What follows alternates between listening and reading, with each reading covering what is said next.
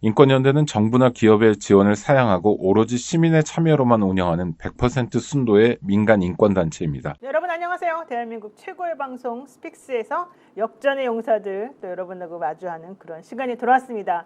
저는 노영민입니다. 네, 오늘 또 제가 좋아하는 두 분, 한 분은 조금 까리까리하긴 한데 그래도 정말 좋아하는 우리 박진영 평론가 그리고 오창익 평론가 나오셨습니다. 두 분 어서 오세요. 네, 안녕하세요. 네, 잘 지내시죠? 얼굴이 요즘 점점 안 좋아지고 있어요, 우리 박진영 평론가. 뭐 힘드네요. 네. 왜 힘든 거예요? 알러지? 아니요, 저기 뭐 회의도 많고 뭐 일이 많아요. 네. 바쁘시구나. 네. 우리 오창익 평론가님은 평온해 보입니다. 얼굴이. 아니, 마음은 보글보글합니다. 마음은 보글보글해요? 시국 상황 때문에요. 그렇군요. 우리 모두 사실은 다 같은 마음이 아닐까 생각이 드는데요. 그래도 역전의 용사들 이 방송에 옹기종기 모여가지고 우리 한번 이 시국에 대해서 논하고 실제 내일 어떻게 상황이 전개될지 한번 진지하게 얘기를 한번 해보도록 하겠습니다. 네, 오늘 역전의 용사들 먼저 대통령 지지율부터 얘기하고 가겠습니다. PD가 밖에 나와 있는 동안 했더니 지지율이 시간이 걸리네요. 지지율이 떨어졌어요. 11%라는 거죠? 갤럽으로. 갤럽으로.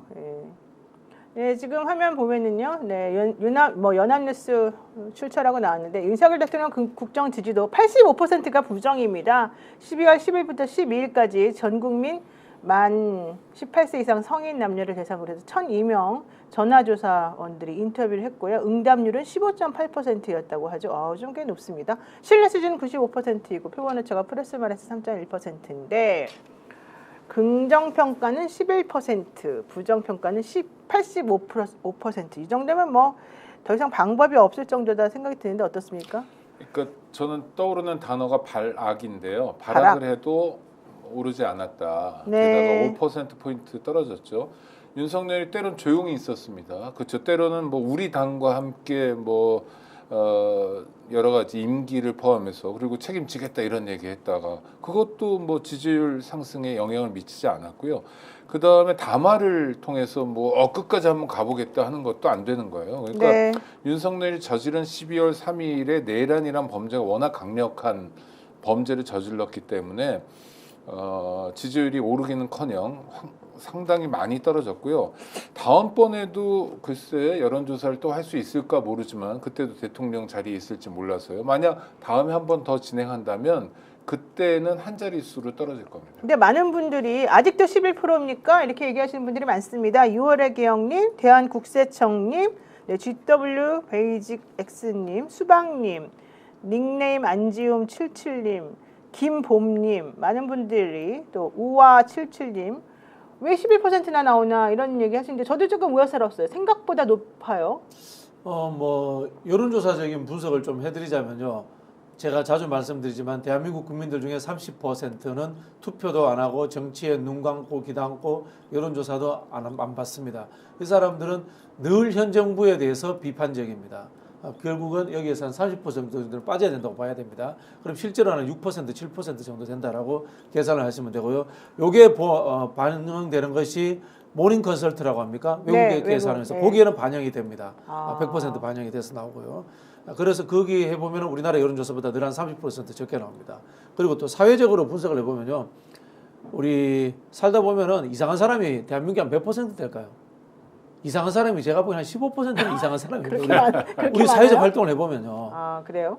그게 사실은 한국 사회가 군사 독재 정권을 거치면서 인문사회학적 교양 학습이 굉장히 미흡합니다. 네. 이런 측면에서 이 성장을 위한 경제적 동물로서 우리 교육되어진 측면들이 많이 있습니다. 그런 측면에서 사회생활 하시다 보면 이상한 사람들 많습니다. 그런 분들이라 생각하시면 됩니다. 네, 대한국세청님이 제 친구 중에도 11% 포함되는 사람이 있습니다 이러셨는데 사실 지난번에 갤럽이 윤석열 대통령에 대한 지지율 조사를 했었을 때 뭐 최종적으로는 16%지만 계엄 이후 그 다음날 해보니까 13%다 이런 발표를 했었거든요. 어쨌든 윤석열 대통령이 자기 억울하다 이러면서 담화 발표하면서 자기 지지층을 조금이라도 좀 모았던 게 11%에 조금 도움이 된 거 아니었을까 이런 생각이 좀 들기도 하는데 어떻습니까? 그러나 그 전에 16%에서 5%가 떨어진 게 중요한 거죠. 그러니까 그 사이에 어떻게 움직였는지는 갤럽 조사로만은 알려지지 않았으니까. 그러니까 네. 이런 방법 저런 방법을 다 써도 안 되는 거고 앞서 말씀드린 것처럼 다음엔 더 떨어질 거다 한 자리 숫자로. 이미 아무리 보수적인 사람이라도 아무리 눈 감고 귀 감은 사람이라도 윤석열과 함께 갈 수 없다는 판단들을 하는 것 같아요. 그렇군요. 대구 경북도 마찬가지고요. 네, 지금 국민의힘당 지지율이 24%로 나왔습니다. 엄청 많이 나오는 겁니다. 네, 이게 놀랍네요. 이거는 아, 지금 그래요? 정치 시즌이기 때문에 결집되어 있는 겁니다. 어, 결집되어 있는 겁니다. 한국갤럽에서는 더불어민주당 지지층 그리고 성향이 진보층인 사람들 또 20대에서 50대 등에서는 부정평가 비율이 90%를 웃돈다. 다만 여당인 국민의힘 지지층이 24%를 유지하고는 있지만 아직 뭐 이분들에게서도 긍정이 38%, 부정은 53%여서 어쨌든 방향은 확실하다. 뭐 이런 식으로 좀 평가를 하고 있습니다. 근데 참 제가 생각해도 좀 이해가 안 가는 게 국민의힘 권성동 원내대표가 오늘 원내대표 어제 됐죠? 어제 됐나요? 하면서 당론으로 탄핵 부결 당론을 뭐 펼치겠다. 그리고 내일 다시 회의하겠다. 뭐 이런 얘기도 했고 지금 그렇게 되면 한동훈 대표 최고위원들이 다 사퇴하면서 그만두게 만들겠다. 뭐 이런 얘기도 지금 나오고 좀 그렇습니다. 근데 아니, 자기네 당대표를 대통령이 계엄을 선포하면서 체포하라고 했다는데도 국민의힘은 이렇게 해도 되는 겁니까? 당연히 안 되죠. 그러니까 놀라운 거예요. 24%가. 왜냐하면 국민의힘이 배출한 공천해가지고 국민의힘이 여당 아닙니까? 대통령이 네. 내란을 저질렀고 그다음에 그걸 수습하는 과정에서 당의 존재감이 전혀 없었어요. 그랬죠. 그러니까 우왕좌왕하고 자기 살 길만 찾았고 저는 어제 권성동 씨가 그 카메라 앞에서 했던 얘기 이게 뭐야? 이게 굉장히 중요한 메시지로 저는 어떻게 읽었냐면 자기가 지금 오늘 원내대표로 다시 등극하는 날이거든요. 네. 뉴스 카메라가 자기를 향해 있어야 되는데 대통령이 자기한테 알려주지도 않고 자기 멋대로 담화 발표하고 그랬죠. 한동훈 당대표도 자기 멋대로 담화 발표해서 나에게 주어져야 될 지면이 줄어든 거예요. 이 사람이 이런 걱정을 하고 있더라고요. 그러니까 오합지졸도 정말 정도껏 오합지졸해야 되는데 엉망이었고요. 그다음에 원내대표 선출하기 전에 한동훈 당대표가 의원들 앞에서 당론에 대해서 얘기했잖아요. 이거는 자백과 다름없으니 네네. 당론으로 탄핵 찬성을 얘기해야 된다 하니까 뭐 봉숭아 학당도 아니고 막 소리 지르고 내려와 끌어내 어쩌고저쩌고 이걸 국민들에게 다 보여줬어요. 물론 어제의 모습이 여론조사에 반영된 건 좀 일부긴 하겠지만 네네. 이런 상황에서도 24%의 지지율을 유지한다는 건 정말 한국의 정치 수준이 좀 아직까지 멀었구나 갈 길이 이런 걸 보여주는 것 같습니다. 네, 놀랍습니다. 정당 지지도 국민의힘은 3%포인트 내린 24% 그리고 더불어민주당은 3%포인트 오른 40%로 집계가 됐고요. 민주당은 현 정부 출범 이래 갤럽 조사치로 최고치 그리고 국민의힘은 최저치로 양당의 격차가 커졌다고 합니다. 갤럽에서는 지난주 비상계엄 사태로 8년 만에 다시 맞이한 탄핵 정국이 과거보다 훨씬 빠르게 돌아가고 있다. 이렇게 말하면서도 11월 초부터 12월 9일까지 그 박근혜 전 대통령에 대한 탄핵 소추안 가결 직전까지 6주간 이 박근혜 전 대통령에 대한 지지율은 4%에서 5%에 머물렀다는 얘기를 지금 하고 있습니다. 그거에 비하면 사실은 윤석열 씨는 기분 좋아야 되나 봐요. 그게 이제 제가 좀 분석을 하자면은 네. 국민의힘이 핵심 지지층이 없고 정체성이 없기 때문에 그런 거예요. 아, 그래요? 박근혜 오. 대통령과 그 당시 새누리당은 보수 정당이었습니다. 네. 그래서 박근혜 대통령이 했던 행태가 보수의 가치를 무너뜨리고 그들이 이제까지 산업화 세력으로서 쌓았던 성을 무너뜨렸기 때문에 거기에 대해서 스스로 실망한 측면이 있습니다. 그러나 지금 윤석열과 국민의힘은 보수도 뭐 중도도 아니고 그냥 잡다한 이익관계 집단들입니다. 쉽게 말하면은 권성동이라든가 뭐 우리 보수 유튜버라고 이야기하는 고성국 이런 사람들도 윤석열 잘못했다는 거 알 겁니다. 그럼 왜 이러냐? 네. 이익이 되니까 코인이 팔리니까. 아. 그리고 하다못해 권성동 입장에서는 야, 이 틈에 아스팔트 보트라도 내가 챙겨 먹어야지. 이런 이익관계에서 생각을 하는 겁니다. 즉 이 뜻이 뭔가 하면요. 네. 한국 사회가 2016년 촛불과 2017년 정권 교체 이후 정치적 주류는 사실은 민주당으로 바뀌었습니다. 민주당으로 바뀌었고요. 나머지 세력들은 지리멸렬한 이른바 표현이 그렇습니다만은 뭐라고 해야 돼? 찌개다시? 뭐 이런 세력 정도가 된 겁니다. 네. 반정립이 된 겁니다. 민주당이 싫어서 그쪽에 모여 있는 사람들이 된 겁니다. 아. 이게 주류적 흐름이 아닌 거예요. 그런데 지금 민주당이 집권할 것 같잖아요. 이재명 대표가 대통령이 될 것 같잖아요. 여기에 대해서 반대하는 사람들, 싫어하는 사람들이 모여 있는 것. 요게 지금 24%씩 지지율이 나오는 거예요.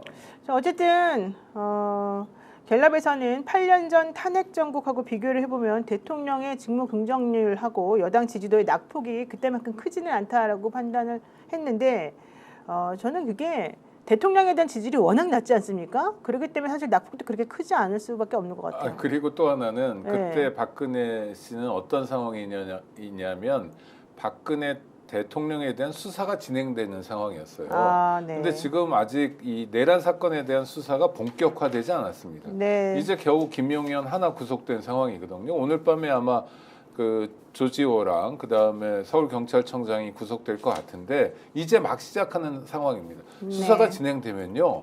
수사기관을 통해 수사기관이 지금 경쟁하고 있잖아요. 그렇죠. 오만 얘기가 다 튀어나오거든요. 그중에 악랄한 얘기도 있습니다. 노무현 대통령 논두렁 시계 같은 것도 있습니다만 피의사실 공표도 마구잡이로 하고 그러니까 그런 걸 통해서 국민들이 정말 염증에 염증을 느끼는 상태가 박근혜 씨의 지지율에 반영된 거고 네. 지금은 내란은 있었는데 뭐 이건 아직 사실관계에 대해서 그리고 물타기를 많이 하잖아요. 대통령이란 자 윤석열부터 뭐라 그럽니까?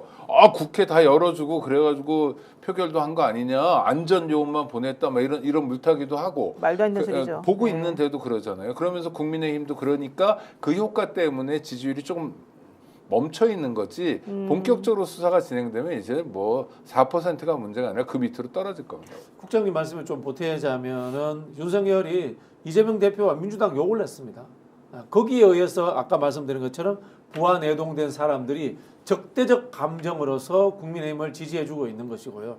제가 예를 들어 볼게요. 그 당시에 박근혜가 지지율 5% 나왔을 때 박근혜가 대통령 선거에 다시 출마했다. 몇 퍼센트 나왔을까요? 엄청나게 나왔을 겁니다. 아, 그래요. 윤석열이 지금 출마하면 얼마 나올까요? 지금 지지율보다 조금 더 나올 겁니다. 사실 우리가 여론조사라고 하는 것들도요. 한편으로 정치적 허위의식을 담고 있습니다. 네. 옳고 그름의 가치 판단을 할 줄 아는 사람들은 박근혜를 부끄러워서 지지하지 못하는 거예요. 응답하지 못하는 거예요. 그러나 지금 윤석열을 응답하는 사람들이 있습니다. 부끄러움을 모르는 사람들인 겁니다. 그만큼 저는 우리 사회의 도덕적 정치적 판단 기준이 잘못된 사람들의 숫자가 늘어났다. 네. 앞서 말씀드린 것처럼 이상한 사람들이 많아졌다라는 이야기를 제가 드리고 싶은 겁니다. 네, 게다가 오늘 또 나온 의혹 중에 하나는 윤석열 대통령에 대한 지지를 호소하는 댓글 부대가 지금 동원되고 있다. 뭐 이런 의혹까지 지금 나오고 있습니다. 윤을 지킵시다. 댓글 지원 부탁합니다. 뭐 이러면서 지금 화면에 보시는 것처럼 댓글 부대 지금 뭔가 활약을 계속 하고 있는 것처럼 보이고 김건희 씨 같은 경우에도 계속 여기저기 전화를 돌리면서 본인의 팬카페에서도 활동도 하고 있고 또 유튜버 내지는 보수적인 성향의 사람들에게 계속 연락하면서 뭐 한동훈 저격하고 본인을 좀 지키려고 하는 그런 행동을 보이고 있다고 하거든요. 네. 야, 이거는 뭐 그게 자기네들 입장에서는 먹힌다고 생각하니까 그러겠죠? 뭐 이것저것 해보는 건데 그런 걸 두고 발악이란 표현을 쓰는 게 가장 정확할 것 같고요. 네. 뿐만 아니라 뭐 조중동 등 보수 신문에 전면 광고도 여러 차례 내고 있습니다. 그렇군요. 그래서 이게 내란이 아니고 뭐 윤석열이 한 거 그대로예요. 사면하듯이 외교권 행사하듯이 대통령의 헌법적 권한 내에서 행사하는 건데 뭐가 문제냐. 진짜 문제를 풀어보자. 그건 선관위 문제다. 부정선거다. 간첩이 암약하는 거다라고 물타기를 하는 건데 근데 이게 글쎄 눈 가리고 뭐 하는 거지 국민들에게 어떤 영향을 미치겠습니까? 다만 그 사람들이 우리 박진영 평론가 말씀하시듯이 사회생활하면 만날 수 있는 15% 남짓 되는 이상한 분들에게는 영향력을 미쳐서 뭐 성조기에다 이스라엘 기까지 같이 흔드는 이런 분들 있잖아요. 이런 분들이 또 연세가 많고 그리고 약간 돈도 좀 있는 분들이 많아요. 임대인도 많고 이래서 이런 분들을 통해서 돈을 좀 모을 수 있고 그것 때문에 호가호위하는 사람들이 좀 있다는 거 말고 지금 국면에서 어떤 영향을 미치겠습니까? 아무런 영향이 없죠. 그러니까 발악이에요. 어쨌든 윤석열 대통령이 옳은 말 했다. 짠하다. 뭐 최상의 방법은 계엄령 선포한 것이었다. 잘했다. 팩트를 근거로 풀어가는 이야기가 다 맞아 들어간다. 이런 등등의 의견이 수백 개 이상 한 언론사 댓글창에도 올라와 있었다고 얘기를 하는데요. 저분들 100년 전에 태어났으면 이완용이 옳았다 이런 이야기 했을 사람들이요. 아이고 생각하기도 싫습니다. 그런 사람들이 대한민국에서 같이 숨쉬고 있다니, 게다가 대한민국 국적을 가지고 있다니 너무 한심하다 생각이 드는데요. 실제로 저도 방송 준비하면서 MBC 뉴스를 좀 보다 왔는데 거기에 실시간 댓글에 부대가 있더라고요, 확실히. 그래요? 이재명 차단이 더 급한 일이다 뭐 이러면서 간첩이 뭐 중국이 어쩌고 이런 거 있잖아요, 괴담들. 그래서 요 한 이틀 전하고 다른 모습이 있더라고요. 그게 아마 댓글 부대가 움직이나 봐요. 자, 권성동 원내대표 이렇게 말합니다. 윤석열 대통령은 엄연한 법적 대통령이다. 6개 법안에 대해서 거부권을 행사하기를 요청한다. 뭐 이런 얘기를 지금 했어요. 너무 좀 황당스럽다고 솔직히 생각을 할 수밖에 없는 건데요. 뭐라고 하냐면 13일 비공개 중진회의를 한 다음에 기자간담회를 열고, 지금은 탄핵 반대가 당론이지만 당론은 의원들이 상의해 정하는 것이기 때문에 우리가 어떻게 할지는 모른다, 뭐 이런 식의 얘기는 좀 하고 있습니다. 그러면서도 지금 언론 보도에 따라서 탄핵 소추에 대한 찬성한 사람이 7명이고 이탈표가 8표 넘었다는 얘기가 있어서 반대 당론이 의미 없는 거라는 말도 하지만 나는 그렇게 생각하지 않는다, 이렇게 얘기하고 있고요. 국회 증감법 등 6개 법안 제2요구권 행사를 대통령에게 요청하겠다. 대통령이 사임하거나 탄핵 결정이 나기 전까지는 법적으로 엄연한 대한민국의 대통령 아니겠냐, 이렇게 얘기했습니다. 이분은 진짜 목숨을 걸었네요. 그 한몫 챙기려는 거죠. 무슨 몫을 챙겨요? 이렇게. 말씀드렸지 않습니까? 아스팔트 보수 이제 내 거야.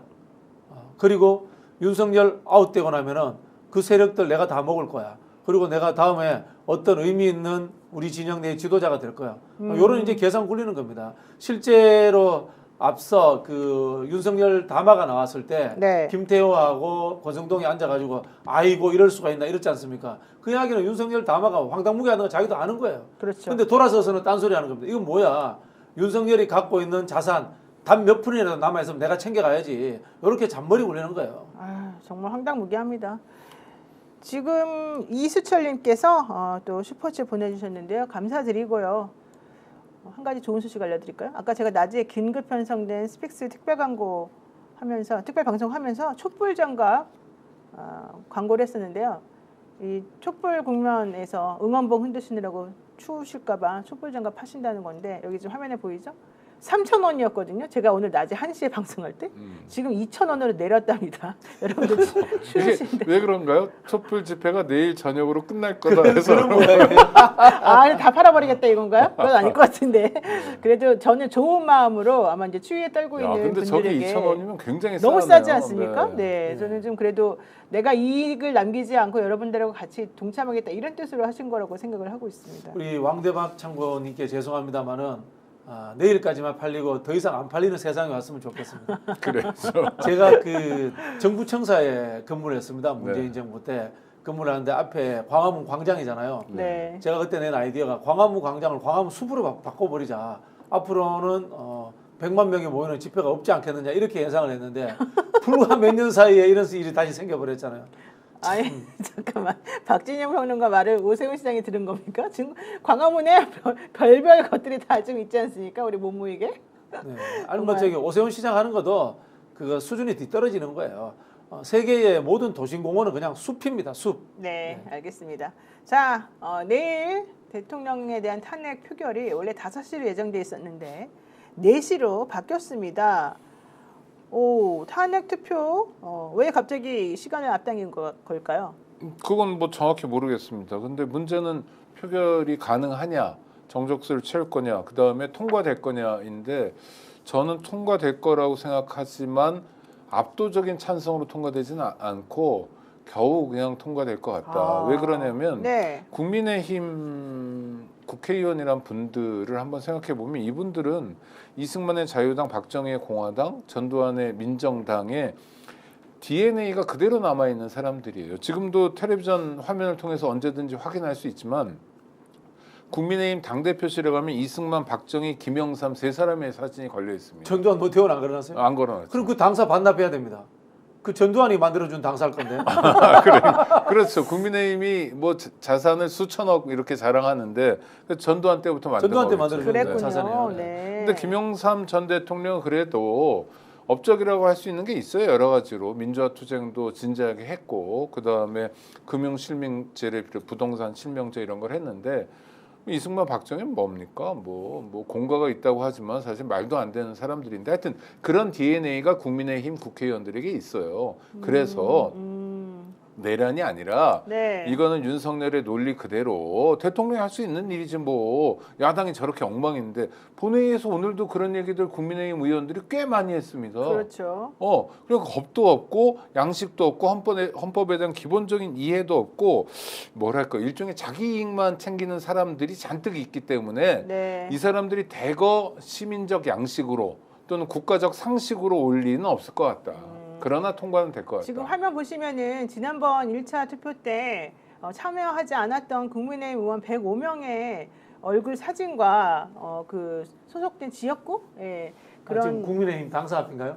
그런 당사인지는 이승만 모르겠는데 콘서트 네, 아닌가요? 당사 콘서트. 아니고 어제 콘서트죠. 사진입니다. 어제 사진이요. 어제 예, 저녁. 지금 어쨌든 사진이 아니라 이렇게 천에다가 105명의 얼굴을 이렇게 찍어가지고 그분들에 대해서 심판해야 된다라고 하는 열기가 있고요. 지금 이승만 씨가 콘서트라고 하면 그렇죠. 이 집회에서 6곡 이상을 자기가 불러서 내일 탄핵에 좀 뭔가 힘이 되도록 하겠다라고 하는 얘기를 지금 하고 있는 우리 것인데요. 좀 들으면 안 되나요?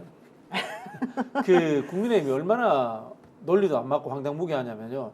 박정희가 역사에서 지워버린 게 이승만이에요. 박정희는 정말 이승만을 싫어했고요. 싫어했죠. 예. 본인이 그 쿠데타를 일으킨 명분 중에 하나가 이승만 그 독재 시절에 국가가 망했다라는 겁니다. 물론 뭐 제2고강국을 뒤엎었습니다만은 박정희는 이승만 시절부터 쿠데타를 너무 꿈꿔왔거든요. 그래서 이제 조국 근대화를 해야 되겠다 이렇게 했는데 이 사람들이 지금 역사도 뒤엎어버리고 막 섞어버리고 그냥 짬뽕이에요. 그냥 수준 이하의 사람들이에요. 한마디로. 네, 맞습니다. 자, 어쨌든 중요한 거는요. 지금 내일 그래서 투표를 하게 되면 몇 표나 찬성표가 나올까와 관련된 예측인데요. 배현진 의원이 나는 내일 투표한다고만 말했지 찬성한다고 말한 적이 없다. 나는 이재명에게 나라를 넘겨주는 선택은 하지 않겠다. 이렇게 공식적으로 오늘 얘기를 했고요. 어쨌든 그분까지 포함해서 지금 199표가 나오지 않겠느냐 이렇게 얘기하는 예측 사이트까지 지금 나와 있는 상황이거든요. 이 배현진 의원의 태도를 어떻게 보십니까? 배현진이 그래놓고 찬성 찍으면 어떡하실래요? 그건 믿을 모르는 수 없는 거죠. 사람이에요. 아, 배현진 씨. 국민의힘에서 제일 믿을 수 없는 사람이 배현진이에요. 왜 그러는 거예요? 근데 그분은 초선도 아니면서. 댓글 보고 정치한다. 그런 이야기가 있고요. 그 다음에 늘 앞뒤가 다르다. 뭐 이런 평가를 듣더라고요. 그러니까 왜 그러는 거예요? 자기가 이제 뭔가 사람들의 반응을 보고 자기를 찍어줄 사람들에게만 뭔가 좀 하겠다 이런 뜻인가요? 아무도 믿을 수 없다. 외로운 들판에 나 혼자 서 있기 때문에 나는 늘 뭐라고 합니까? 그런 이 장대 끝에 쓴 상황에서 나에게 이익되는 선택만을 하겠다. 이런 식으로 평가를 받더라고요. 지금 화면에 보면 김상욱 의원이 1인 시위를 지금 하고 있습니다. 그리고 조경태 의원이 와서 격려해주는 모습인데요. 김상욱 의원의 1인 시위에 대해서 권성동 원내대표는 사실은 엄청나게 화를 냈습니다. 지금 악수하면서 본체만 차고 들어갔는데요. 지금 화면에 비친 저분은 누구죠?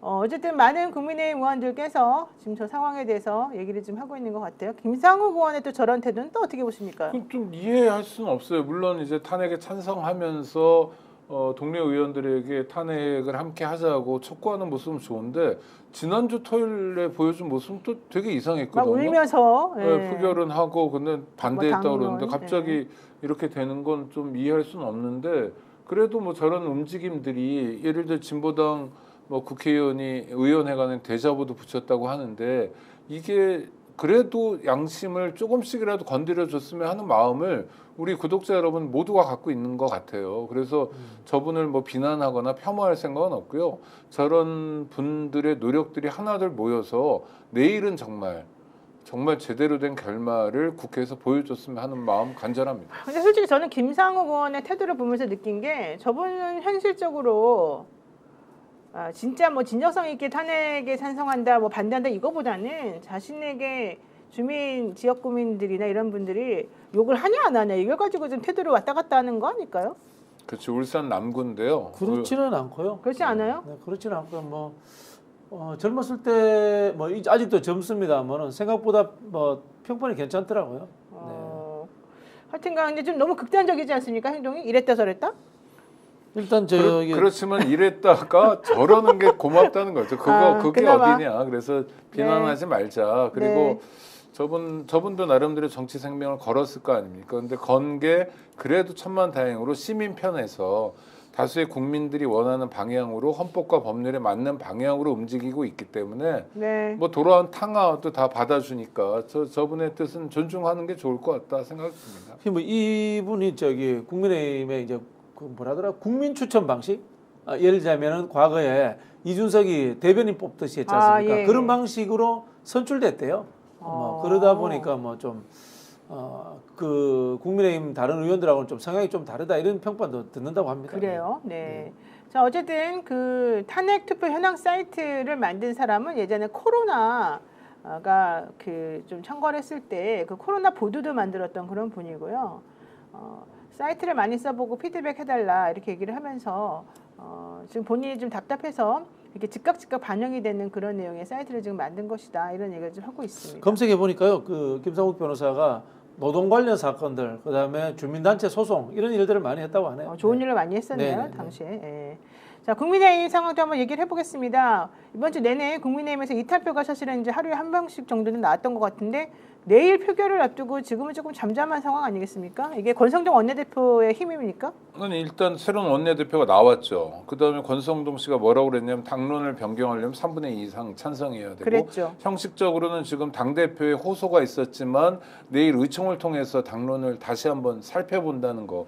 그러니까 일종의 휴지기에 들어간 것 같아요. 뭐 공식적으로는 휴지기고 개별적으로는 계산기 두들기는 중인 것 같습니다. 계산기를 두들기고 있는 중이군요. 그렇죠. 의총에서 결론을 내더라도 기존 당론을 벗어나지는 않을 것 같아요. 그 3분의 2가 탄핵을 하자라는 결정을 하는 정당은 절대 아니잖아요. 네. 3분의 2 정도가 국민은 어떻든 역사가 어떻든 자기 갈 길 가야 되겠다라는 사람들이기 때문에 당론 변경은 없을 텐데 그렇다고 양심적인 국회의원이 얼마나 나올까 약간 좀 불안하게 지켜보는 상황입니다. 다만 이제 제가 좀 취재를 해보니까 처음 탄핵을 올라왔을 때처럼 죽기 아니면 살기로 탄핵을 막자 이건 아닌 것 같아요. 보니까. 그렇군요. 자, 어쨌든 오늘 오전에 김어준 씨가 국회 과방위에서 뭐 사살? 암살조가 등장했었다 이런 얘기까지 하면서 여러 가지 의혹을 제기를 했습니다. 김병주 의원과 박선원 의원에게 본인이 제보됐다 이런 얘기까지 하면서 내놓은 얘기가 상당히 충격적이었거든요. 그 얘기 때문에 사실은 지금 찬반 여론들도 좀 많이 들끓었습니다. 믿을 수 있느냐부터 시작해서 와 정말 상상이 되지 않는다 이런 얘기까지 나오고 있는 중인데요. 최인 평론가 보시기에는 김어준 씨의 발언은 어떻게 보셨어요? 일단 김어준 씨가 제보를 받았다고 그랬잖아요. 네. 근데 제보를 검증하지는 않은 상태입니다. 그래서 제보만 가지고 그걸 국회에서 이야기한 건 좀 경솔해 보여요. 네네. 사실 여부는 그러니까 좀 더 근거를 가지고 살펴봐야 된다고 생각하고요. 물론 윤석열 정권이란 게 우리가 뭘 상상하든 그 이상이니까 계엄 얘기도 처음에 나왔을 때 말도 안 된다고 그러고 대통령실의 대변인까지도 그런 얘기를 했지만 그 말을 하는 동안에도 계엄을 쭉 꾸준히 준비했던 사람들이어서 네. 뭐 상상하는 그 이상도 있을 수 있지만 지금으로서 믿을 수 없는 얘기인 것 같아요. 믿을 수 없다. 네, 왜 그러냐면 네. 대한민국 군인들이 저격을 해야 되잖아요. 그렇죠. 텔레비전에서 맨날 보는 한동훈 또는 이재명 뭐 또 어떤 사람이든 이런 사람들을 향해서 총을 쏠 군인들이 대한민국에 글쎄 몇 명이나 있을까. 왜냐하면 이번 계엄 때도 우리가 확인했던 거 아닙니까. 군인들이 정말 최대한 무성의하게 최대한 우왕좌왕하면서 어떤 사람들은 뭐 편의점에서 있었다 어디 잠수교 밑에 있었다 이런 얘기들이 계속 나오고 있는 거 아닙니까. 그렇죠? 네네네. 그런 군인들이 한동훈 대표를 향해서 총을 쏜다? 아무리 특수훈련을 받았더라도 이거는 조금 검증이 필요한 것 같아요. 그래요? 우리 박진영 평론가 어떻게 보세요? 저는 이제 주위에 요거 관련해서 또 한 서너 시간 또 취재를 했습니다. 그런데 이야기 안 하려고요. 왜요? 우리 댓글도에 다른 사람들이 이걸 가지고 또 갈라치기 하잖아요. 이게 사실 뭐 표현이 그렇습니다만은 이걸 가지고 싸워야 될 이유는 없습니다. 충분히 그런 짓거리를 하고도 남을 만한 정권이다. 라는 것은 우리가 주지의 사실이고요. 또한 이 김어준 총수가 완벽하게 팩트를 확인했다라고 이야기할 수도 없는 거지 않습니까? 이걸 가지고 싸우면서 또 누군가를 비판하고 편가르기를 하는 것은 지금 제가 봤을 때 에너지 낭비입니다. 그래서 이 이야기는 제가 입을 다물겠습니다. 아이고 저도 박진영 평론가처럼 할 걸 기껏 얘기했는데, 네. 아이고. 사실 제가 뭐 네. 조금 이야기해 드릴게요. 네. 이야기해 드릴게요. 오장희 평론가님 말씀이 거의 맞는 것 같습니다. 무슨 제 뒤에 숨으시면 안 돼요. 아니 그게 아니고 네. 테러, 파괴 그런 부분에 대한 지시가 있을 가능성이 높았다. 능까지는 제가 확인을 했습니다. 네. 그러니까 한동훈 대표에 대한 뭐 사살 이런 거는 좀 너무 나간 것일 수 있는데 나머지 정보는 좀 또 신빙성이 있을 수 있다 이렇게 보시는군요. 생화학 테러 같은 거는 생화학 가능한 테러 기가 차. 우리나라에 생화학 무기가 없습니다. 없어요? 우리나라가 생화학 무기 금지 조약에 가입되어 있기 때문에 생화학 무기가 있는지 없는지 이야기할 수 없습니다. 우리나라는. 대통령이 그런 걸 모르고 시켰을 수도 있지 않나요? 우리 대통령이라면 충분히 그럴 수도 있을 것 같은데.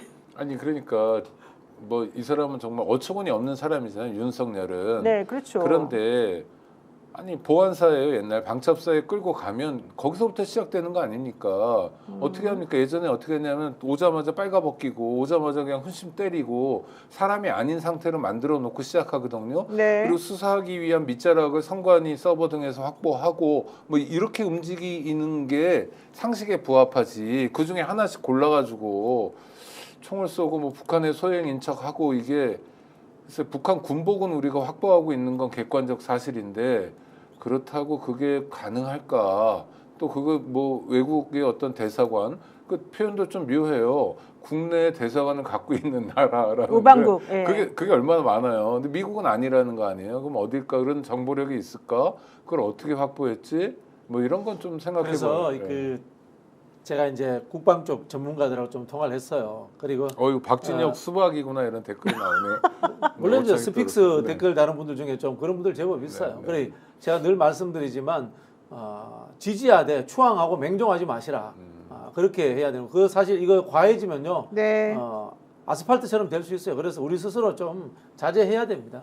자제해야 되는데 제가 말씀드리자면은 일단 분명히 테러의 가능성이 있었다고 합니다. 근데 사람에 대한 테러인지는 확인할 수 없다. 확인할 수 없다라는 이야기를까지 들었고요. 그리고 말씀하신 이제 박선원 의원이라든가 김병주 의원도 여기에 대해서 어떤 이야기도 안 하시는 상황. 뭐 그 정도인 것 같습니다. 네, 더불어민주당에서는요, 김어준 씨가 얘기한 그 증언과 관련해서는 유사한 성격의 제보가 여러 건 접수됐다라고 밝히고 있고요. 해당 접수건에 대해서 사실 확인 중이라고 얘기하고 있습니다. 노정면 민주당 대변인이 특히 김병주 의원이 잠깐 나와서 김어준 씨 제보와 유사한 건이 여러 건 접수됐다라고 말한 건 사실이다. 하지만 지금 단계에서는 추가로 확인해 드릴 수 없고 사실 여부 확인 중이다라고 얘기를 하고 있습니다. 제가 말을 붙이자면 이런 거예요. 네. 김어준 씨가 그런 얘기 할 수 있습니다. 그런 제보가 왔기 때문에. 본인은 어쨌든 암살을 그러니까 당할 뭐 위험이 있었다는 본인도 거니까. 위험도 처했고 그래 예. 제보가 왔기 때문에 그런 얘기를 할 수 있습니다. 문제는 그 이야기를 가지고 내부를 갈라치게 하지 마십시오.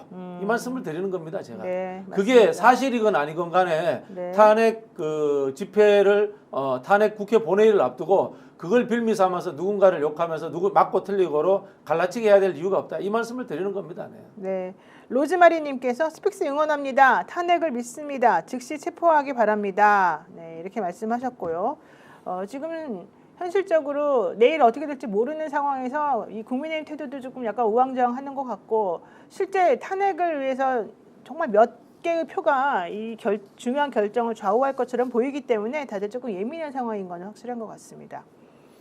그렇죠. 지금 뭐 노 변호사 말씀하신 것처럼 하나씩 늘 때는 이게 고지가 멀지 않았다 싶었는데 그렇죠. 갑자기 딱 멈춰버리니까 좀 불안한 마음이 사실 좀 없는 생겼어요. 상황이고 그러나 어제 한동훈 씨가 의원총회에서 당론으로 탄핵을 해야 된다고 했으니 좀 기대도 사실 있습니다. 그리고 이 표가 몇 표인지는 모르겠는데 이를테면 상설특검을 반대했던 63표 말고의 일정한 표가 있는 것 같고 그렇죠. 계엄 해제 요구를 했던 18표가 있는 것 같고요. 이렇게 표가 몇 표 정도 있는 것 같아요. 친한 그룹의 표가 저는 뭐 한두 표밖에 없는 줄 알았는데 처음에는 그래도 10표 이상은 안정적으로 있는 것 같아요. 이 중에 뭐 장동혁 의원이 뭐 친한이다 아니다 이런 디테일은 있지만 그래도 10표 이상은 있는 것 같고 또 지금 한동훈 씨 입장에선 자기 정치 생명만이 아니라 다른 모든 걸 걸어야 되는 판이거든요. 그러니까 지금 직무정지가 되고 탄핵이 되지 않으면 한동훈 씨도 굉장히 답답한 처지가 됩니다. 그러니까 네. 아마 노력을 할 거고요. 그 노력이 어느 정도는 끝났기 때문에 지금 정중동처럼 보이는 게 아닌가, 일종의 휴지기가 아닌가 싶어요. 그래서 저는 탄핵은 통과될 거다. 다만 압도적인 탄핵은 아닐 것 같아서 좀 답답하다. 네. 이 정도 관측. 저도 사실 PK 국민의힘 한 분의 탄핵 찬성 이야기를 바로 한 달이 건너서 들었어요. 네, 저한테 제보가 된다는 것도 알면서 제가 들었거든요. 들었는데 그래도 만만치 않은 것 같아요. 만만치 않은 것 같아요. 야, 진짜 그래서 이게 만만치 않아요. 어렵군요. 예. 사실 분위기가 뭐 당연히 되겠지 이런 식으로 또 생각했다가 요즘 또 다시 국민의힘 의원들이 조금 다른 말을 하는 걸 보면은 불안한 마음이 사실 한쪽으로는 있긴 있었거든요. 네. 근데 지금 많은 평론가들도 비슷하게 생각하고 계시죠. 그러니까 저는 200은 넘을 것 같은데 205를 넘을까? 그렇게 어렵지 않나? 이런 정도로 정말 굉장히 타이트할 것 같아서 좀 불안합니다. 205는 타이트한 게 아니라 잘 된 겁니다. 아니 우리 간발의 차이는 넘는다. 200석만 넘으면 네, 되는데. 네. 넘으면 되죠 물론. 200도 되고 201도 되죠. 그렇군요. 자, 오늘 행안위 국회에서 행안위 관련해서 좀 본회의 행안위 전체회의가 있었었는데요. 비상계엄위원인가 물으니까 행안장관과 경찰청장, 서울청장, 대행이 모두 그렇다라고 대답을 했고요. 한덕수 총리는 계엄령은 총리를 거치지 않고 건의가 됐고 법에 따르지 않은 것이었다 이렇게 얘기를 했고요. 송미령 장관, 내가 들어갔더니 시작도 끝도 없이 갑자기 조금 있다가 대통령이 발표를 하고 있더라 뭐 이런 얘기까지 했는데요. 송미령 장관 얘기도 한번 잠깐 들어보겠습니다. 송미령도 장관하는데 우리 제가 옆에 분한테 물었습니다. 예. 이거 뭐에 대한 것을 이야기하는 거냐고. 옆에 분 누구한테요? 행안부 장관이었습니다. 행안부 장관한테. 예. 그래서 딱 두 글자 들었습니다. 계엄. 대통령께서 뭐라고 말씀하셨습니까? 제가 첫 마디만 기억납니다. 여러분들은 걱정을 많이 하시지만 누구와 의논할 수 있는 일은 아니었다라는 뉘앙스의 정확한 워딩은 제가 지금은 기억하지 못합니다. 그 정도의 말씀을 하셨고 뭔가 말씀을 하셨는데 제가 그거는 머릿속이 하얘져서 하나도 기억나지 않습니다. 뭐 총리나 다른 국민들께서 뭐라고 말씀하셨어요? 아니 그거 말할 틈이 없었습니다, 의원님. 그리고 나가버리셨어요? 그리고 대통령이 나가신 걸 인지를 하고 어디 가신 거야라는 말이 나왔습니다. 지금 되니까 뭐 장관 되신 게 좀 후회가 되기도 하지요. 많이 후회됩니다. 아유, 참, 이제 와서 많이 후회돼요. 될 때는 좋지 않았을까 생각이 드는데. 여러분 지금 추위에 떨면서 국회 앞에 모여 계신 분들 많이 계시죠? 제가 오늘 방송국 오면서도 차가 그쪽에 엄청 막히는 것을 제가 확인하고 왔는데요. 촛불 장갑을 끼십시오. 네, 왕대박 창고에서 만든 것이고요. 화면 지금 보시면 겨울 보온 장갑이고요. 미끄럼 방지 기능이 있습니다. 그리고 장갑을 끼고도 핸드폰을 터치하는데 아무 문제가 없다고 합니다. 촛불로 디자인이 되어 있고요. 야광이라고 합니다. 남녀 공용입니다. 미끄럼 방지 논슬립으로 남녀노소 누구나 올겨울 안전하고 포근하게 채팅창에 올라오는 링크 또는 영상 하단의 더보기란에 있는 링크를 참고하셔서 왕대박 창고에서 판매하는 촛불 장갑을 사서 끼워보시면 훨씬 좋을 것 같고요. 바로 오늘 낮에 3,000원에 팔던 것을 갑자기 2,000원, 1,000원이나 내려서 팔고 있다는 거 여러분들께 분명히 말씀을 드리고 싶습니다. 전화번호 한 번만 더 다시 보여주시죠. 네, 대량으로 구매하시면 더 좋고요. 전화번호로 네. 대량 구매 문의는 010-6649-0067, 010-6649-0067입니다. 자, 그리고요. 탄핵 가결 이후의 상황에 대해서도 한번 얘기를 좀 해봐야 될 것 같은데요. 만약에 탄핵이 가결이 된다 그러면 국민의힘의 최고위원들이 전부 다 그만두고 사퇴하고 이 한동훈 대표를 몰아내겠다 이런 얘기가 있다면서요. 그건 그전부터 나온 시나리오인데 표를 세봐도 한동훈 대표가 동의하지 않으면 표가 모자라는 상황이어서 아마 시도는 하고 지금 같은 망극한 일, 그러니까 자기들은 그걸 헌정 질서 중단 사태라고 표현하잖아요. 전혀 아닌데 헌법 질서 안에 있는 건데 오히려 헌법 질서를 회복하기 위한 국민적 노력을 국회에서 한 것뿐인데 그렇게 얘기하면서 지도부 총사퇴 뭐 이런 얘기들을 많이 하겠죠. 하면서 한동훈을 날리고 그러면 비대위 체제가 되는데 비대위는 당연히 권성동이 자기가 하면서 권성동의 일극 체제 뭐 이런 걸 만들려고 시도하겠죠. 근데 시도대로 될지는 좀 의문입니다. 지금 김태호 의원이 사실은 원내대표로 그러니까 후보로 나왔다가 한동훈 계에 있는 의원들부터 454표를 받았다는 거예요. 권성동 의원에게 그러니까 106명 중에서 한 절반 정도, 그러니까 3대2 정도, 그러니까 2대1 받았죠. 2대1 정도. 예, 그러니까 한동훈 계에서 사람들보다는 한 2배 정도 되는 사람들이 권성동 원내대표를 이제 뽑은 셈이거든요. 근데 역으로 생각해 보면 어쨌든 한동훈 표가 한 30표 정도는 된다는 거 아닙니까? 그만큼 안 돼요. 그것도 안 돼요? 김태호 원래 자체 자기 표가 있고요. 아. 예, 그렇게 보셔야 되고요. 제가 이제 한 계속 그런 예측을 했습니다. 탄핵 계엄령 나올 때부터 이런 이야기했는데 탄핵 끝나고 나면 무조건 개헌은 들고 나올 겁니다. 권성동은. 개헌 얘기 계속 해요. 개헌 이야기 네, 무조건 지금도 들고 하고 나올 겁니다. 있어요. 개헌 네. 이야기 들고 나오는 이유가 개헌 이야기를 들고 나와야지 시간을 끌 수가 있고 그다음에 야권을 분열시킬 수 있고 이른바 반 이재명 연대를 만들어낼 수가 있거든요. 그래서 개헌 이야기를 아주 크게 끄집어낼 겁니다. 요거는 준비된 수순입니다. 그들의. 네, 다행히 이제 개헌 이야기가 나온다는 것은 탄핵은 통과될 수밖에 없다라고 자기들도 인지하고 있다라는 그런 하나의 또 반증이기도 합니다. 네. 알겠습니다. 자, 그리고 국민의힘 박준태 의원이 오늘 긴급 현안 질문을 하는 도중에 이번 내란 사태는 야권이 선동한 거 아니냐 이런 취지의 말을 해가지고 또 아주 난리가 났었는데요. 한번 보겠습니다.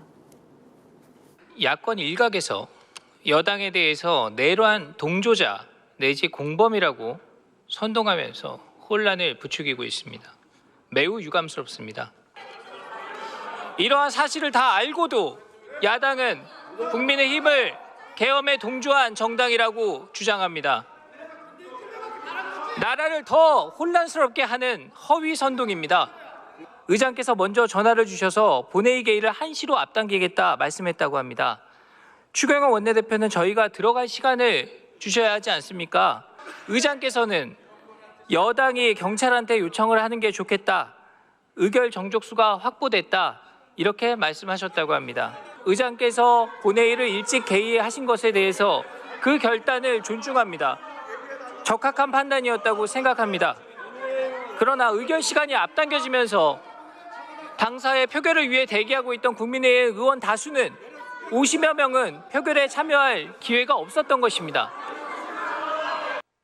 그러니까 박준태 의원이 하고 싶은 말은 추경호 원내대표가 그날 시간을 왔다 갔다 하면서 또 내지는 그 당사로 오라 그랬다가 뭐 국회로 오라 그랬다가 일부러 그렇게 하면서 방해한 거 아니냐. 국민의힘 의원들이 해산 표결에 참석하지 못하도록 한 거 문제다. 이런 취지의 얘기가 이제 있으니 그게 아니다. 니네가 지금 잘못하고 있는 거다. 뭐 이런 주장을 지금 하고 있는 거죠. 쉬운 속담으로 말씀드릴게요. 똥낀 놈이 성질 낸다라고. 방귀 낀 놈이 아니라. 키가 작아가지고 말이 안 나옵니다. 아니 우리 진짜. 어디서 저런 사람을 데려다가 국회의원을 시켜놨는지 진짜. 저 국회의원의 이름이 박준태라는 거 오늘 정확히 알게 됐는데 네네. 낯은 이거요. 저 사람이 누구냐면 추경호 씨가 얘기할 때 그 뒤에 눈 크게 뜨고 서 있는 병풍 역할을 하는 사람이거든요. 네. 늘 저 양반이 늘 있어요. 그러니까 원내 대표 뭐 부대표든 뭐 뭔가 같은 어떤 소임이 있었나 봐요. 그러니까 박준태 씨가 하고 싶은 얘기는 추경호가 하고 싶은 얘기를 하는 겁니다. 대신해 준 거죠. 네, 그렇죠. 이 사람들은 계엄 해제 요구가 통과되지 않도록 대놓고 해박 났는데 그러니까 이제 형사처벌의 위험에 처해 있잖아요. 그게 아니라는 걸 묘하게 희한하게 뒤섞는 거죠. 저런 걸 보고 적반하장이라고 그런 거예요. 도둑이야 하니까 도둑이 몽둥이 들고 설치는 거죠. 지금 박준태 의원이 이런 얘기도 했답니다. 의총 소집 문자를 본 의원들이 국회를 향했으나 국회 통제가 시작이 되었고 언론인 시위대가 뒤엉켜서 혼란스러운 상황이었기 때문에 국회 담을 넘지 못했다. 그러니까 한 야당 여성 의원이 저는 담 넘어갔는데 왜 그걸 못 들어오셨나요? 이제 이렇게 얘기를 했더니 우리 다수 의원들이 현장 상황을 인식하고 제안을 해서 12시 30분께 비상 의총 장소를 당사로 재공지해서 우리끼리 다시 한번 얘기를 하려고 했었던 것이고 실질적으로 국회에 출입을 하지 못하고 모여있던 의원들 20명이 당사로 이동을 하고 이랬던 것이다. 뭐 그러면서 허위 주장을 즉시 사과하고 잘못된 주장을 바로잡아라. 추경호 원내대표를 향해서 민주당에서 계엄 당일날 광화문 이브에서 들렸다가 용산 내란계획 만찬을 했다고 주장하는데 이거 잘못이다. 이렇게 좀 화를 냈습니다. 아니 핵심은 추경호 씨는 국회 안에 있는데도 자기 방에 있으면서 표결에 참여하지 않았고 끝까지 표결 시간을 늦춰가지고 네. 계엄군이 국회의원들을 윤석열 표현이면 빌리면 끌어내도록 말미를 주고 시간을 줬던 내란 동조자잖아요. 내란 동조자의 부하예요. 박준태라는 사람은. 그러니까 이 사람은 염치도 없는 거예요. 이 사람들은 지금. 그러니까 반성도 없고요. 이런 태도는 뭐 조지호 경찰청장 또 갑자기 태도를 돌변한 김용현 전 뭡니까 국방부 장관 이런 사람들에게서 네. 고스란히 나타나고 있어요. 정말 나쁜 사람들입니다. 이 사람들. 이 사람들은 정말 답이 안 나옵니다. 뭐 최소한의 양심도 없는 사람들이죠. 네. 뭘 저런 사람들하고 뭐 말 상대를 하면 안 됩니다. 그냥 무시해야 됩니다. 아이고 아까 말씀드린 것처럼 대한민국 한 15% 정도는 이상한 사람들이 있구나. 네. 그 이상한 사람들의 대표가 저 당에 가 있구나. 이렇게 생각하고 무시해야 됩니다. 저기 말 상대해주면 안 됩니다. 그래요? 그 정신적으로 힘들어집니다. 네. 네, 조지호 경찰청장의 변호인도 사실은 조금 오늘 좀 이상한 얘기를 많이 했는데요. 영장실질심사에 출석을 조지호 경찰청장을 하긴 했는데 질문에는 대답하지 않았고요. 국민께 하실 말씀이 있냐 그랬더니 그냥 법정으로 향했습니다. 근데 조 청장의 변호인 노정환 변호사가 조지호 청장은 계엄에 반대하고 민주주의를 지키려 한 사람이지 처벌의 대상이 아니다. 이거를 내란죄로 재판을 한다는 것 자체가 어불성설이다. 이렇게 지금 얘기하고 있습니다. 아니 그 노정환이라고 저 네. 알아요. 이 사람. 알아요? 그 어떤 경찰대 사람이에요? 6기고요. 경찰대를 졸업해서 의무복무 기간 있잖아요. 그러니까 저 옛날에 정경부대 그렇지. 경찰대는 소대장, 이제 나라에서 요거 돈을 줘서 하는 하고 거니까. 그다음 잠깐 근무하다가 바로 의무복무 기간 끝나고 나가가지고 사법시험 공부해서 저 사시 합격해가지고 검찰에 갔어요. 그래서 경찰대 출신, 경찰 출신으로 처음으로 검사장 올랐다고 자랑하고 다니던 사람이에요. 근데 이 사람이 조지호도 경찰대 6기거든요. 동기예요. 친구여서 하는 거예요. 근데 지금 조지호를 통해서 나오는 얘기들이 정말 불량한 얘기가 많아요. 네. 조지호가 지금까지는 어디냐면 유치장에 있었거든요. 그 유치장에서 나오는 얘기가 내가 무슨 미련이 있냐. 나는 뭐 대통령이 명령서 하나 줬는데 이거 어떻게 했는지 알아? 찢었다면서요? 나는 집에 가서 아내 앞에서 찢었다는 거예요. 그걸 왜 아내 앞에서 찍습니까? 조지호는요 평생 대한민국 국민들의 사랑과 성원을 통해서 성장한 거예요. 대학교 1학년 때부터 이 사람이 먹고 자고 하는 거 다 국민 세금을 했어요. 세금이에요. 그랬죠. 경찰대. 네, 그럼요. 경찰대. 옷까지 다 줘요. 먹는 것도 다 줘요. 그랬던 사람이 만약에 대통령이 그런 지시를 하고 계엄을 막으려고 했으면 어떻게 해요? 대통령이 안 돼요 하고 누구 말대로 바짓가랑이 끌고 하든지 그래도 안 되면 어떻게 됩니까? 네. 경찰청에 들어와서 기자간담회 해야죠. 그렇죠. 그리고 그거를 그 앞에서 찢어야죠. 국민들 앞에서. 그렇죠. 그러니까 증거를 남겨놔야죠, 사실은.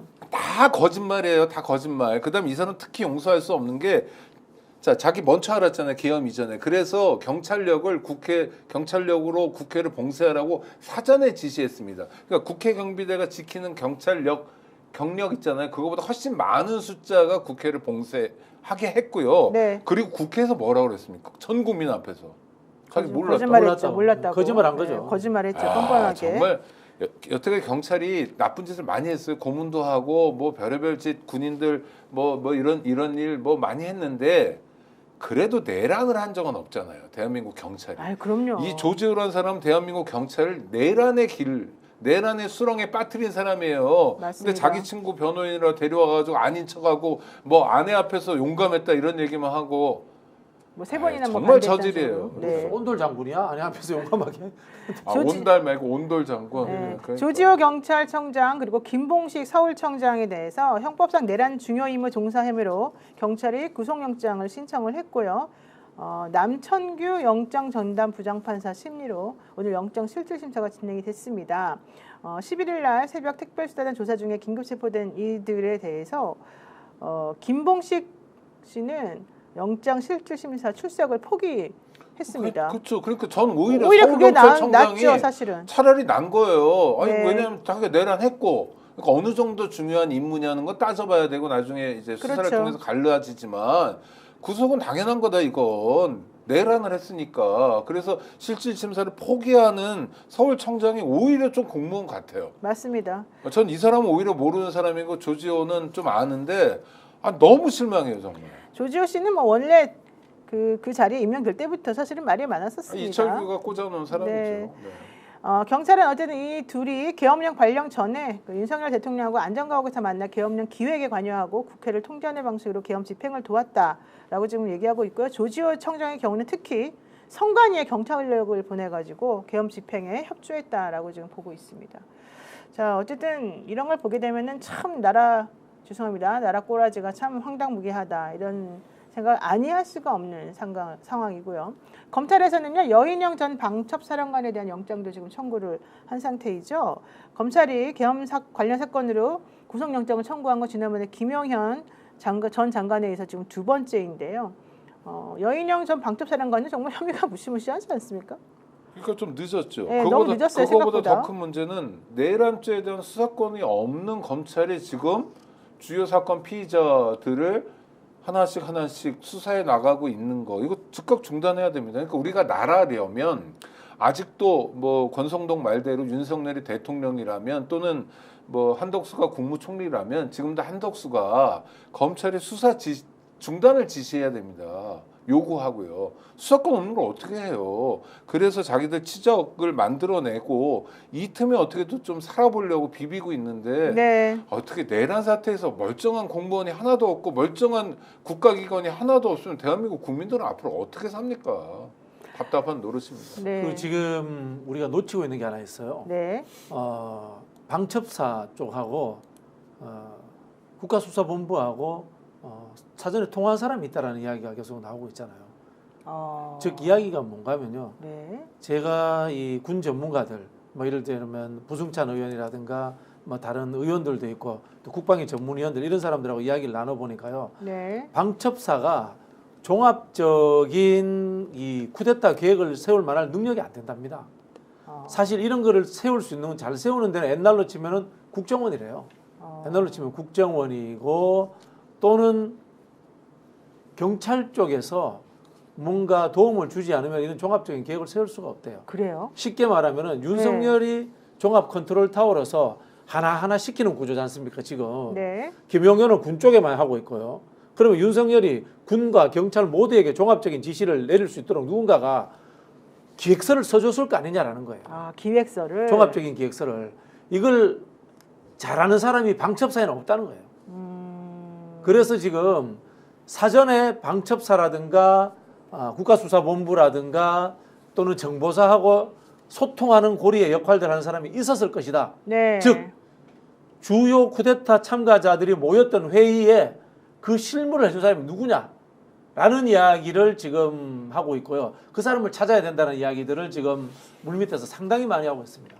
조지호 같은 사람일 가능성이 높습니다. 조지호는 네, 내내 맞습니다. 내내 그런 의심을 하더라고요. 뭘 했냐면 경찰청에서요 기획 파트에서 일했어요. 네. 조지호가 하는 일이 뭐냐면 이거 기획서 쓰는 거를요 그야말로 평생 했습니다. 하긴 거짓말도 너무 자연스럽게 잘하는 걸 보면 그런 쪽으로 아니 저는 요번에 절망했다니까요. 능력이 왜냐면 뛰어난 것 보통 같아요. 우리가 사람들 얘기 들으면 저 사람이 거짓말을 하는구나라는 게 눈동자 돌아가는 거나 표정 뭐 경련 이런 거로 좀 느껴지는데 조지호는 안 느껴지더라고요. 난 그 사람이 국회 나와서 그렇게 얘기할 때 그게 사실인가 보다 했는데 체포되자마자 바로 자기가 얘기하지 그렇죠. 않습니까? 이게 농간이거든요. 장난치는 거예요. 네. 그러니까 아직까지 자기가 힘이 있으니까 경찰을 통해서 자기 말들을 퍼뜨리고 있는 거예요. 그래서 내란 사건에서 자기가 마치 중요한 내부 비리 제보자라도 되는 것처럼 그 지위를 가지려는 거예요. 전 조지호가 훨씬 더 악랄하고 악질적인 역할을 했다고 생각합니다. 전 보세요. 처음에 서울경찰청장으로 의심했는데 아닌 것 같아요. 조지호 같아요. 맞아요. 이번에 그 거의 두 번째가 뭡니까? 주요 공모자들 중에서 감정 변화 없이 이야기하는 사람이 몇 명 있어요. 이상민, 조기호, 그다음에 방첩사령관. 굉장히 의연해요. 나머지 사람들 계엄사령관, 육군참모총장 감정의 흔들림이 누가 봐도 보이잖아요. 네. 하다못해 수방사령관도 보인단 말이에요. 특정사령관은 말할 필요도 없고요. 이 세 사람은 감정의 흐름이 없어. 느낌이 어떤 느낌이냐면 노인을 위한 나라는 없다 할 때 하비에르 네. 바르덴 같은 이런 느낌이야. 평범해 보이는데 그 악이 숨어 있는 듯한 이런 느낌. 이상민 장관 봐요. 행복하게 잘 지냈어 이런 이야기 하고 있어요. 그러니까 매 순간이 행복했다면 그렇죠. 그런 사람들이야말로 진정으로 숨어서 어떤 기획을 하고 일을 모사했을 가능성이 저는 상당히 높다라고 봐요. 자, 그러면 이 상황에서도 김건희 씨가 뭐 하고 있는지 다들 궁금해하는 사람들이 많은데 오늘 유재일 정치평론가가 자기 페이스북에다가 김건희 여사가 자기에게 연락했었다 이런 식으로 또 얘기하면서 아주 또 소회를 밝혔더군요. 이 사람도 되게 특이한 사람 같지 않습니까? 윤석열이든 김건희든 간에 네. 그 사람들이 변화되는 극적 상황은 있었지만 과연 변했냐? 뭐 반성하고 있냐? 성찰하고 있냐 이게 아니라는 게 어제 윤석열의 담화로 드러났잖아요. 네. 그러니까 지금 이 순간에도 뭐라 하냐면 자기네 구명 운동을 하고 있는 거예요. 앞서 말씀하신 댓글 부대를 조직하든지 뭐 이번 위기만 넘으면 우리가 이런 시나리오가 있으니까 한번 해보자든지 의기투합하고 있는 거죠. 오늘 그 단어를 자꾸 쓰게 되는데 그야말로 발악을 하고 있는 겁니다. 네, 지금 유재일 씨 페이스북에 올라온 글을 보면요, 김건희 여사가 한동훈 당대표를 막는 게 여의치 않자 연락한 사람이 저입니다. 여사의 히스테리가 극에 달한 상태입니다. 여기서 다들 소모되지 말고 선을 넘지 맙시다 이러면서 김건희 여사는 겁이 없던 사람이고 어찌 보면 칠칠 맞을 정도로 사람 만나 영업하는데 거침이 없었습니다. 뭐 유쾌한 사람이기도 하고 주변의 모든 사람을 그 사람이 의심하기 시작하고 저놈 나쁜 놈이야를 이야기하기 시작했습니다. 주변인들이 뿜뿌질하는 것도 있었고 녹취 몰카 등도 터지고 모두를 의심하고 의심이 확산되고 그 확산은 공격성으로 터져 나왔습니다. 그럴수록 사람들은 김건희를 진려했고 멀리했습니다. 게다가 윤석열 대통령은 그런 여사를 품고 위로해주지 않았습니다. 그러기는커녕 여사에게 의존했습니다. 배신에 대한 공포가 그들을 지배했습니다. 이원석, 한동훈 등 검찰 직속 후배들까지 배신자로 낙인 찍었습니다. 용산에서 흘러나온 제보들은 오염되어 있었고 정적 제거용으로 날이 서 있었습니다. 뭐 이런 식으로 얘기하면서 유재일이 누구예요? 정치평론하는 사람이긴 한데요. 저도 모르는 사람 아세요? 아, 보수 쪽 평론가. 네, 보수 평론가요. 사람이요. 누군지 잘 모르겠습니다만. 어쨌든 저 사람도 중간에 저런 얘기도 합니다. 명태균 씨 얘기도 합니다. 그래서 명태균 씨가 전화 온 후에 야박하게 했지만 어쨌든 김건희는 그럴 만한 또 사람이기도 했다 뭐 이런 취지의 말인 것 같은데 여기서 이 얘기 잠깐 하고 넘어가야 될 것 같습니다. 명태균 씨가 오늘 입장문을 발표를 했어요. 내가 한 달 안에 대통령 탄핵된다고 하지 않았냐. 박지민 그래서 내가 구속되기 전에 연락해서 오늘 오라 그랬는데 약속을 안 지켰더라. 이런 얘기도 했습니다. 그때 박지민 의원이 무슨 소리냐. 나는 가려고 기차표도 끊어놨는데 너 출장 간다 그래서 내가 못 간 거 아니냐. 이렇게 좀 화를 냈죠. 그 어떤 사람에 대해서 인격에 대해서 얘기하면 좀 그런데 저는 명태균 씨는 좀 이상한 사람인 것 같아요. 그리고 뭐 계엄에 성공했으면 자기를 제일 먼저 죽였을 거라고. 감옥에 있는 사람을 왜 죽입니까? 그러니까 좀 황당하고요. 그러니까 이 상황에서도 이 사람은 목적하는 바가 딱 하나예요.